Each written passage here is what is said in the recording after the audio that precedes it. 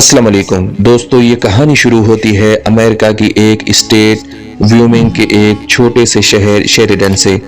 ये शहर पहाड़ों से घिरा हुआ है। आपको जानकर हैरत होगी कि अमेरिका की इस जगह पर जो इतनी मशहूर नहीं है, एक पाकिस्तानी आदमी का मुजस्समा बना हुआ है। ये आदमी यहाँ बहुत ज़्यादा मशहूर था, लेकिन ये आदमी कौन है और पाकिस्तान के कौन से इलाके से ताल्लुक़ रखता है, आज की इस वीडियो में आप जान पाएंगे। दोस्तों, ये कहानी 100 साल से भी ज़्यादा पुरानी है। जब ज़रीफ खान 1907 में अमेरिका आए थे, यानी पाकिस्तान बनने से भी काफ़ी पहले, उस वक्त इनकी फैमिली पाकिस्तान वाली साइड पर ही रहती थी। ज़रीफ खान की उम्र उस वक्त सिर्फ 12 साल थी। कुछ सालों के बाद ये अमेरिका के इसी शहर में रहने लगे जहां आज इनका मुजस्समा लगा हुआ है, यानी शेरिडन शहर में। इस शहर में इनके अलावा कुछ और सब कॉन्टिनेंट से आए हुए लोग भी थे, जिनमें ज़्यादातर सिखों की तादाद थी। ये लोग ज़्यादातर फार्मिंग और रेल रोड इंडस्ट्री में काम किया करते थे, लेकिन इस शहर का माजी इतना अच्छा नहीं था। उस वक्त यहाँ रहने वाले अमेरिकन सब कॉन्टिनेंट से आने वाले लोगों से खुश नहीं थे।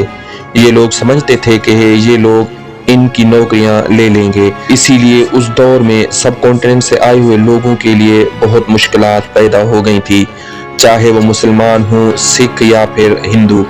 इन लोगों पर तशद्दुद किया जाता था।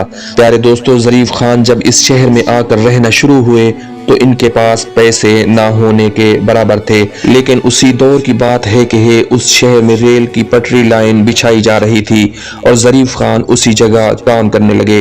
कुछ अरसा गुजरने के बाद ज़रीफ खान ने अपना काम शुरू करने का सोचा। उन्होंने बर्गर्स बनाना शुरू कर दिए। एक छोटा सा ठेला लगाकर रोड्स पर बर्गर्स बेचने लगे।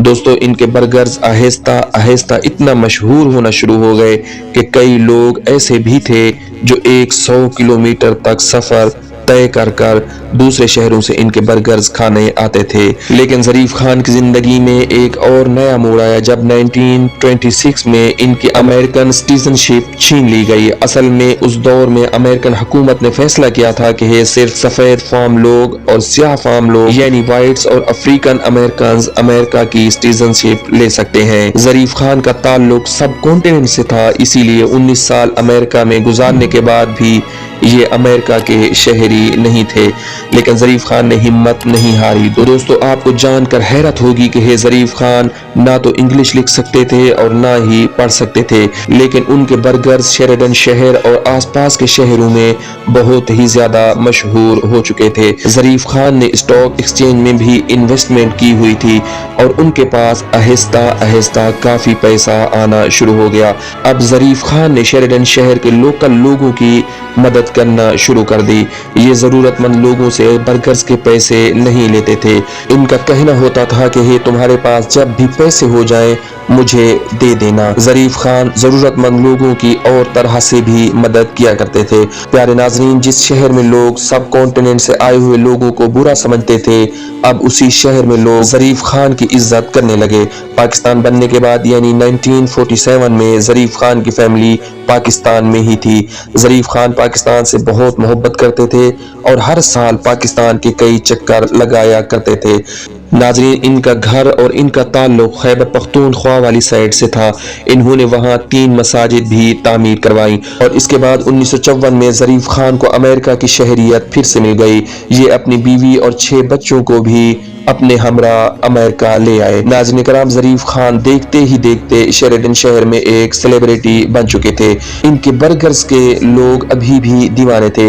इनका लोगों की मदद करने के जज्बे को लोग सराहने लगे और हर कोई इनकी इज्जत करने लगा।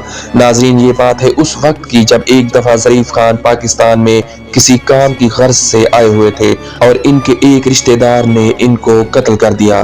दरअसल ये आदमी इनकी कामयाबी से जलता था। शेरिडन शहर में ये खबर आग की तरह फैल गई और इस शहर में ज़रीफ खान की याद में एक मुजस्समा बना दिया गया जो आज भी इस शहर में मौजूद है।